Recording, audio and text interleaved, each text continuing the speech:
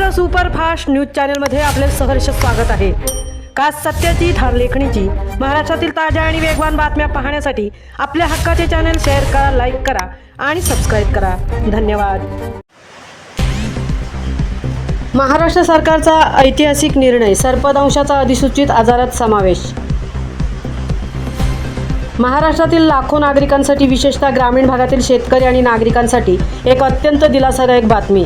सर्पदंशावर नियंत्रण मिळवण्यासाठी महाराष्ट्र सरकार ऐतिहासिक निर्णय घेण्याच्या पावित्र्यात आहे। आता सर्पदंश हा अधिसूचित आजार म्हणून घोषित केला जाणार आहे। सार्वजनिक आरोग्य मंत्री प्रकाश आंबेडकर यांनी विधिमंडळात ही माहिती दिली। या निर्णयामुळे राज्यातील सर्व शासकीय आणि खाजगी रुग्णालयांना सर्पदंशाची प्रत्येक घटना तसेच मृत्यूची नोंद प्रशासनाला देणे अनिवार्य होणार आहे। त्यामुळे सर्पदंशाच्या घटनांना अचूक डेटा उपलब्ध होईल आणि प्रतिबंधात्मक उपाययोजना आणि अधिक प्रभावीपणे राबवता येतील। यासोबतच राज्यातील प्राथमिक आरोग्य केंद्रामध्ये anti snake venom diagnostic kit उपलब्ध करून दिला जाणार आहे।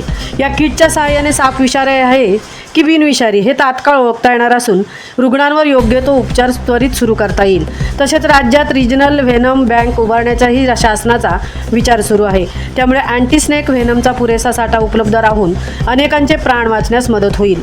विशेषतः पावसाळ्यात सर्पदंशाच्या घटनांमध्ये वाढ होत असते। अशा परिस्थितीत महाराष्ट्र सरकारचा हा निर्णय नागरिकांच्या आरोग्याच्या दृष्टीने अत्यंत महत्त्वाचा आणि स्वागतार्ह मानला जात आहे। महाराष्ट्र सुपरफास्टसाठी संजय खांबेटेंसह तृप्ती भोईर, म्हसळा।